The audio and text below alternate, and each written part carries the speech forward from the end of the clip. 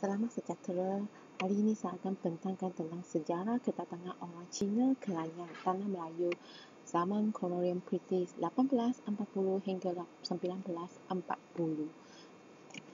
Mari kita lihat mengapa saya pilih tajuk ini, iaitu selain itu tentang isi kandungan, iaitu mengenai pengenalan, penyata masalah, objektif kajian, persoalan kajian, batasan kajian, kepentingan kajian, bincangan literatur, dapatan kajian dan juga kesimpulan. Dalam pengenalan, lihat kedatangan orang Cina zaman kolonial British Lanyang, Tanah Melayu.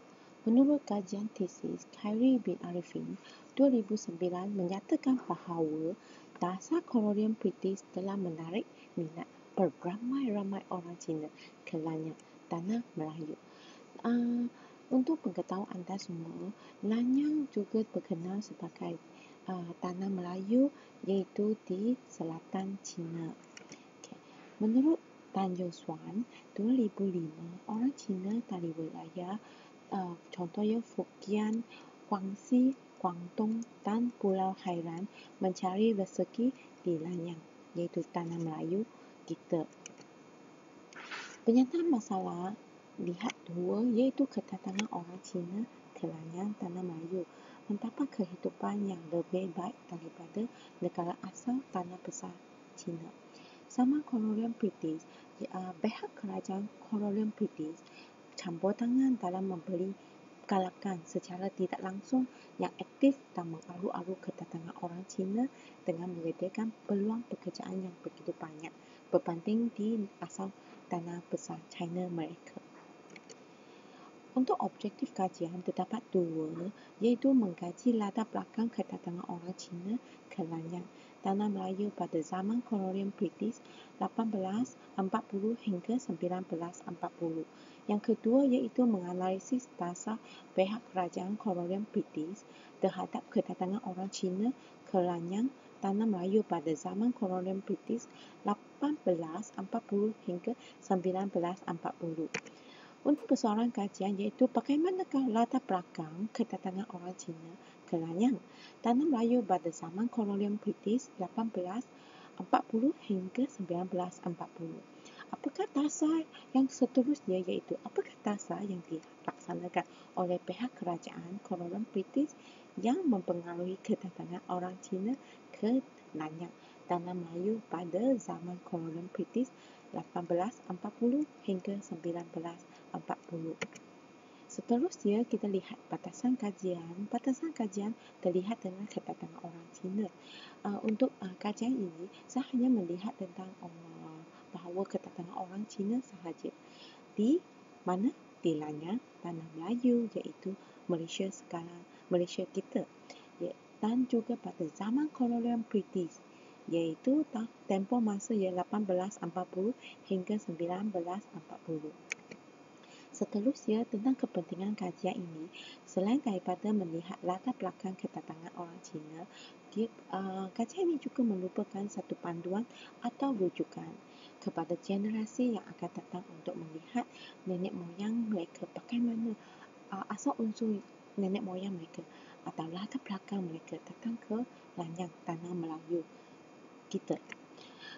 Bincangan literatur yang saya akan lihat iaitu Khairi bin Arifin 2009, yang ini adalah dapatan kajian yang lepas, iaitu beliau membincangkan dasar kolonial British mewujudkan beramai-ramai orang Cina ke Lanyang, Tanah Melayu. Yang kedua, Victor Peschel 1948, beliau berkata hubungan pihak kerajaan kolonial British dengan orang Cina di Lanyang sehingga tahun 1900. Bagaimana seterusnya, Tan Yau Suan 2014, dapatan beliau iaitu melihat dilema yang dihadapi oleh orang Cina di Lanyang, Tanah Melayu. Untuk metodologi kajian saya iaitu pendekatan kualitatif yang menekankan analisis dokumen terhadap sumber premium dan sekunder. Sumber premium terlibat dengan laporan tahunan Negeri-Negeri Melayu, Annual Report of Federal Malay State, laporan tahunan tambahan Kerajaan KZ, Supplement of the Government Gazette Annual Report, File Kerajaan, Colonial Office Record. Yang seterusnya sumber segunda ada buku, jurnal, tesis, koreksi, akhbar, majalah sekolah. Seterusnya dengan dapatan kajian menunjukkan latar belakang dan kedatangan orang Cina ke Lanyang, tanah Melayu pada zaman kolonial British 1840 hingga 1940. Dalam dapatan kajian telah mendapati bahawa ketidakstabilan politik di negara tanah Melayu, China, tanah besar China, pertubuhan orang Cina berkembang dengan pesat, bencana alam dan juga ramai pengangguran.